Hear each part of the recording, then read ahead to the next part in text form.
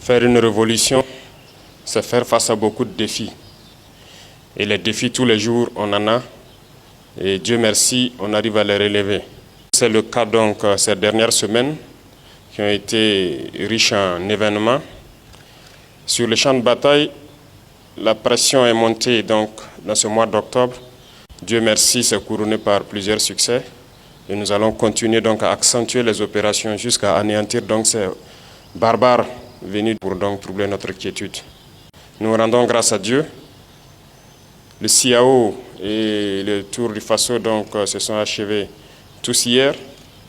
Dieu merci, pas d'incident majeur. Quelques chutes donc au niveau du Tour du Faso. Mais le ministre m'a rassuré que ce sont donc des blessures légères qui ont été prises en charge. Au niveau du CIAO aussi, malheureusement, il y a eu un petit incident dû à l'explosion d'une bouteille de gaz qui a fait aussi quelques blessés, également pris en charge.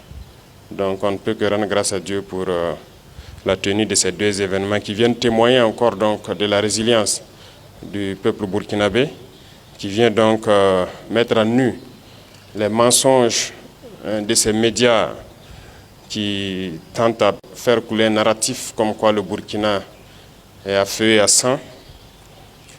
Mais les coureurs ont pu parcourir donc le pays en long et à large sans incident. Et aussi c'est le lieu donc de rendre hommage aux différentes forces de défense et de sécurité et à nos vaillants VDP qui ont tout mis en œuvre pour que tous ces événements se déroulent sans problème. Il y a aussi au cours donc de ces semaines assez d'événements ici à la présidence, notamment un certain nombre de responsables des différents départements ministériels que j'ai tenu à recevoir personnellement pour essayer de rediriger l'action gouvernementale en cherchant à rationner les dépenses de fonctionnement. Parce que nous nous sommes rendus compte que le fonctionnement prend tellement de place dans notre budget que nous étions obligés de lire donc ces milliers de pages. Ce n'est pas pour le plaisir des yeux, mais nous étions obligés de le lire, de faire venir chaque responsable et d'essayer de rationner pour que le budget serve à faire des investissements socio-économiques structurants de base au profit de nos masses populaires. Tous ceux qui sont passés ici, qui ont participé à l'exercice, ont reconnu que nous avons assez de dépenses dans le fonctionnement. Et nous allons continuer dans ce sens à minimiser les dépenses de fonctionnement de l'administration pour pouvoir investir mieux au profit de nos populations. Ceux qui ont compris le message, je pense que c'est le cas pour la plupart, je les invite donc à redoubler d'efforts, à faire en sorte que nous puissions minimiser les dépenses de fonctionnement. Tout ce qui peut être économisé doit être économisé et investi au profit donc de nos populations. L'eau potable n'est pas une garantie pour tout le monde ici au Burkina Faso. Nous sommes aujourd'hui en train de lutter aussi pour la souveraineté alimentaire. Il y a tellement de défis qu'il faille économiser au maximum pour pouvoir relever ces défis-là. Malheureusement, dans ce contexte, nous nous rendons compte qu'il y a encore des brebis galeuses qui essaient de jouer avec le temps peut-être, mais nous avons passé 2 années à sensibiliser. Et je pense qu'à un moment donné, le peuple même trouvait que nous sensibilisons trop, il fallait passer à l'action. Et à partir d'un moment donné, nous avons décidé de passer à l'acte. Je tiens à vous informer ici que malheureusement, au cours de ces derniers temps, suite donc à une dénonciation sur plainte, nous avons découvert un réseau de malfrats, malheureusement au sein du ministère même de l'action humanitaire. Ce ministère qui était censé donc agir au profit donc des plus démunis, c'est dans ce ministère que des gens se sont permis de détourner de l'argent et des milliards en 2024. Ils ont détourné plusieurs milliards. La police a fait un excellent travail d'enquête qui nous a permis de découvrir beaucoup de biens, des véhicules de luxe, un bon nombre de choses en tout cas qui ont été saisies.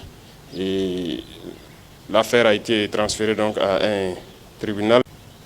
C'est pour dire que si nous ne mettons pas du sérieux dans le contrôle, il y aura toujours ce genre de personnes qui croient que tout est permis. Détourner des milliards, surtout au ministère de l'Action humanitaire dans ce contexte. Il y a des agents du Bonasur qui ont été pris dans ça, qui sont en prison actuellement. Des centaines de millions détournés.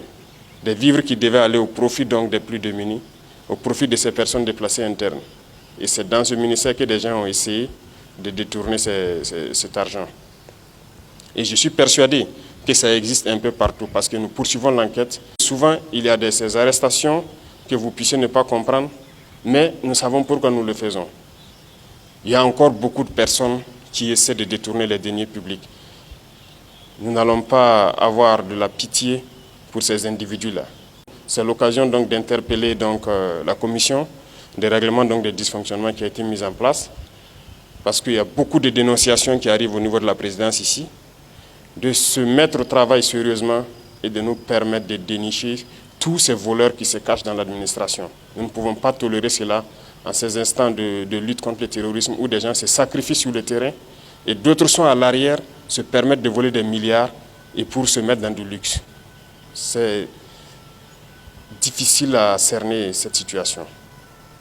En plus de tout ça, il y a des Burkinabés qui manquent de patriotisme.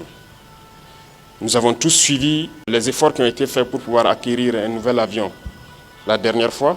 Et j'étais obligé de recevoir la semaine passée 2 mécaniciens de la compagnie qui, dès l'arrivée de l'avion le 2 du mois dernier, le 3 déposent une demande de démission. Et un dépose la demande de démission le 3 pour prendre effet le 4 et l'autre prenait effet donc le 31 octobre. Et pour cause, il demande une augmentation des salaires de plus de 2 millions. C'est du sabotage. Et je pense que c'est un manque de patriotisme grave. Le conseil d'administration a essayé, vaille que vaille, de les raisonner. Ils sont même allés faire des concessions jusqu'à 400 000 francs de plus sur leur salaire et tout. Ils ont refusé catégoriquement, ils ont refusé de travailler. Pendant qu'on sait bien que l'avion, à chaque vol, on a besoin de vérifier un certain nombre de choses pour qu'il puisse se relancer. Mais ils ont refusé de travailler pendant que le nouvel avion venait d'arriver. Ça, c'est du sabotage pur et dur. Un avion qui arrive le 2 et le 3, vous décidez de ne pas travailler, des mécaniciens. Nous étions obligés de les recevoir et de passer donc le message qu'ils vont travailler de gré ou de force. On ne demande pas à quelqu'un, nous n'allons pas négocier encore. Ils vont travailler et c'est ce qui est en train de se faire. À l'armée de l'air, il y a des mécaniciens qui ne touchent pas ce qu'eux ils touchent, mais qui se sacrifient jour et nuit pour que les appareils soient en vol pour pouvoir soutenir les forces combattantes. Ils n'ont jamais réclamé un franc de plus. Donc ce sont des genres d'esprits que nous sommes en train de combattre. Et c'est pourquoi j'ai dit faire une révolution, ce sont des défis. Et tous les jours, il y a des défis.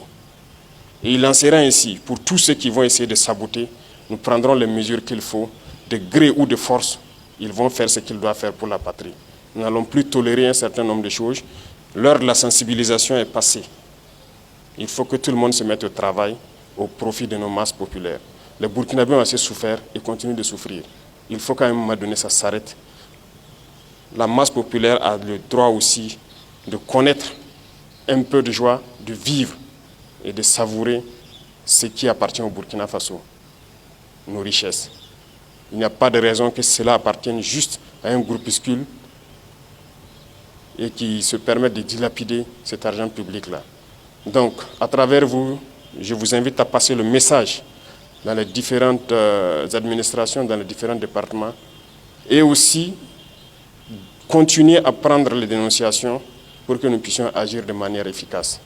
Merci à tous et je souhaite que cette fin d'année soit donc un moment d'intense boulot parce que c'est le moment des bilans, de faire les rétrospectives et de voir qu'est-ce qui a marché au cours de l'année 2024 pour qu'on puisse se projeter de manière assez rigoureuse en 2025 pour relever les défis qui vont se poser à nous. Merci et bonne chance à tous et bonne suite du mois de novembre.